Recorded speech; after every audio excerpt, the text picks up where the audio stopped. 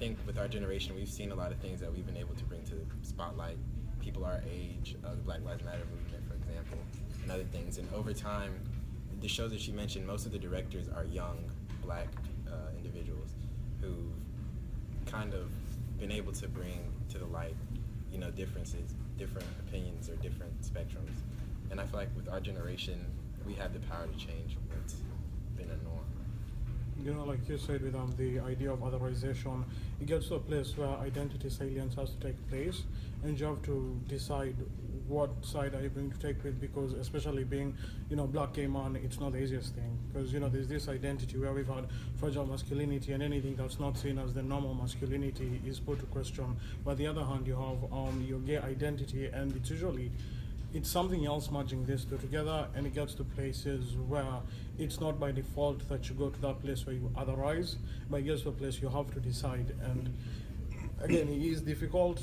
You're thinking, wow, this is who I am, and this is another person who I am, and I don't find channels where I can bring these two on the same level, and just having that idea of other plays in. We're trying to make it seem like homosexuality is an issue, or like being within the LGBT community is an issue, which it really isn't. It's all translated from years of oppression, and us being oppressed ourselves, we're trying to push that oppression onto our brothers within our community, and that's an issue, obviously. Suicide rates, like I said earlier, they've been increasing as well. So I wanted this to be an environment where we talked about our experiences and how we can move on from there as well. I think it's a cookout where there's the gay cousin, I would be the gay cousin, and either you acknowledge them when it's a problem, when it's somebody else, but like either in the family, there's always going to be like little slights and stuff, but you're not going to mess with my gay cousin. Nobody else will, but we can talk about it. So really like acknowledging the existence of people with different sexualities, or what's not assumed to be heterosexual, instead of kind of keeping it a secret, keeping it in the closet, sweeping it under the rug. Our steps. So as a community, when we address sexuality, it's one of those things like where there's an elephant in the room, but we don't necessarily talk about it. We'll joke about it, but there's nothing to joke about. So what do we want to say to the hetero community about taking that from a joke to like all seriousness? Like these are people's lifestyles. How do we like fix that to saying this is going to be like an equal area for us to coexist? Change the situation, and we talk about maybe some of the things that we are oppressed with about society, just being black people in general. There's things that people say that have a negative impact on us. So we're being oppressed in some way, right? Well, it's the same situation when you think about people being homophobic, transphobic, or this idea about masculinity. Is one of those things where we can very easily say something and begin oppressing people and not even realize that it's an issue, you know what I mean? And that's problematic and that's wrong.